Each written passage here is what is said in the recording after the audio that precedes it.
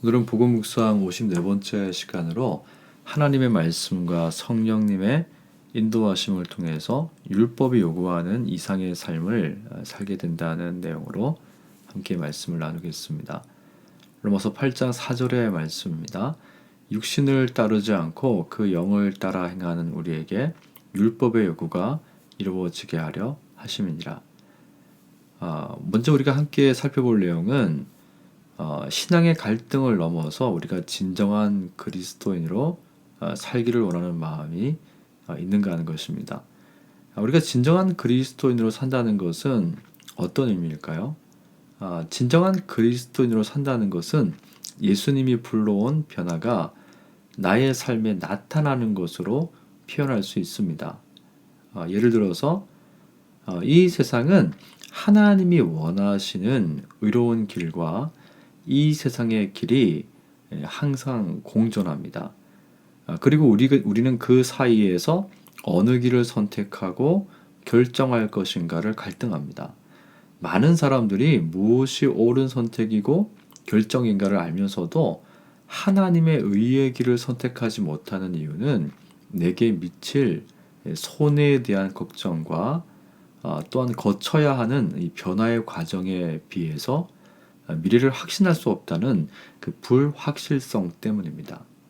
하지만 우리가 알아야 하는 것은 만물이 주에게서 나오고 주로 말미암고 주에게로 돌아간다는 로마서 11장 36절의 말씀입니다.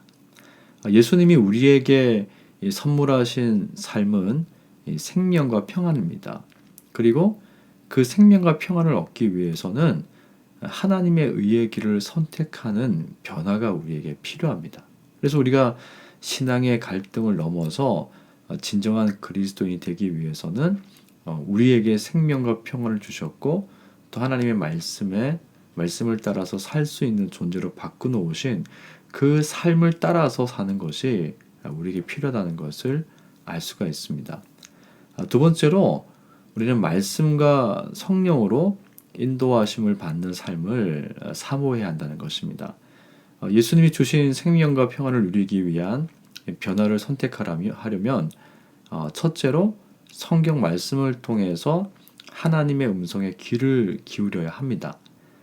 인생을 살 때 방향성은 굉장히 중요합니다. 내가 어디를 향해 가고 있는지 인생의 향방을 모르고 사는 것처럼 위험한 일은 없습니다.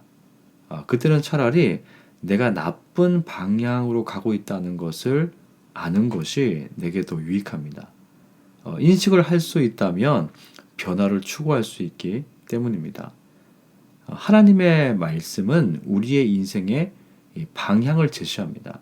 우리가 말씀을 읽고 묵상하는 일을 게을리해서는 안 되는 이유가 거기에 있습니다.